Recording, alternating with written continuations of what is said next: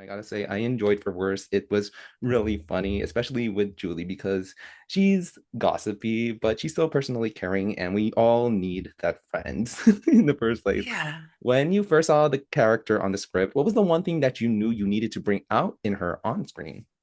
Well, I think just like she is just the job of a best friend when someone's going through a breakup Mm. is to just build them up, and to try everything, every different angle you can so that they'll feel joy or that they get their confidence back. So she just kind of came around every other way and being like, "You're amazing." Just all the different things. And like anytime she had a moment where she was like, "Oh, this horrible, cringy thing happened," she'd be like, "Yeah, but they loved it. He probably just loved every second of it. He was just thinking about you right now." Just all and making her laugh and then being like, "Ah, there you are.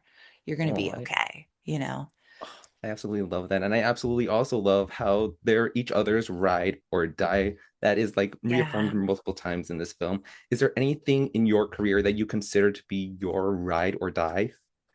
What do you mean, like a person A person, a or a project, anything. I mean, look, I've gotten to do so many incredible things. Like I've gotten to work with Tim Burton. I've gotten to work with, I've gotten to play an alien. I've gotten to do just the coolest stuff. And I still continue to get to do some great stuff. And for me, I think it's just trying to be open. And I've been doing this for like 30 years now, which is kind of crazy. And the business is so different now, right? So for me, like ride or die is like just being open, like always being open and not trying to get jaded or trying to get like, or oh, I deserve better, or it's just being open to each project because you don't get everything. In fact, I don't get most of the things that I audition for or that I'm open for. I have to audition more now than or like I did when I was in my 20s. And I just love it. You have to just love what you do. And there's a time when because I'm in my 50s now, and it's like there was a time like I was like, is this because I have a child, I have a house, I have a mortgage, I have a life, and you just kind of have to really, truly, I think it's just the love. The ride or die is the love for what it is. This we get to be like carny people, we just all get together and create this weird family for a while and then hopefully make something that's beautiful or poignant or funny. And if we get to, great. And if we don't, oh well, let's do another one, you know? Exactly. And it's like how you said about being in the business because you've been in countless comedies and dramas, but there's a fine line with this film that sort of walks between both genres. For you as an actress, what do you think is that fine line that brings out the best of a character like Julie? Well, I did this movie called Josie and the Pussycats with Alan Cumming. And he said one of my favorite things that I've ever heard, which was like, you can be as big as you want as long as it's real. Because we all know people where you're like, I can't even believe that person is real. Like that, and it is. So as long as you mean what you say. So when you're doing it, you have to find a way to make it real. And I will say there have been times that maybe it has happened, but in this particular movie, it was just so easy. It was easy to just keep trying to find a way to make that person laugh and to just remind them that you love them and that you're along for the ride. It's not just ride or die, but like we're gonna have fun on this ride. Yeah, and speaking about being there for the entire ride, I remembered that you were in the Percy Jackson movies as one of the Grey sisters. One of the memorable scenes of the film is the Grey sisters trying to get their eye back. Hmm. How do you feel like you sort of balance physical comedy, sort of the action, and also just like being there in the moment, trying to deal with all the chaos? Yeah, I mean, you really just have to like you just have to be there. You have to try to be there Mm. as much as you can because like that was an enormous amount of prosthetics.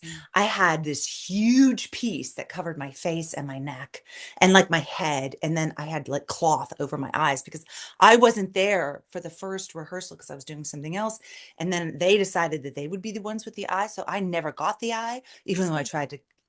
And it was hard. It was hard to be in that suit, just having my whole face covered. It's weird. It's very claustrophobic. So you just have to kind of relax into it, and with a lot of the things like that, you just and also just like let go. Even in dodgeball, when I had to have the unibrow and the bad teeth and all the kind of stuff, you get into who the character is, and you kind of have to let go of all the other people around you, the behind that, that are on the set, whatever. That I mean, I remember people be like, look at your teeth," when I was doing dodgeball. We had all these different extras coming in, and you just kind of have to just go with it. It's like you can resist it, but you just have to go with it. Was there any like sort of situation or sort of scene where you had to like be able to balance sort of the physical comedy and the emotional comedy with also the dramatics of it all? Like, what was that one scene for you in any project that you worked with? The emotions and the balance. I would say, and I would go back just to this particular movie. There's a moment when I'm on Zoom, which is like, she's calling desperate to talk to Mm. me. I'm on Zoom and I'm really on Zoom. So I'm in a tiny little square and I have to be real and I have to be honest. And she's like having a breakdown.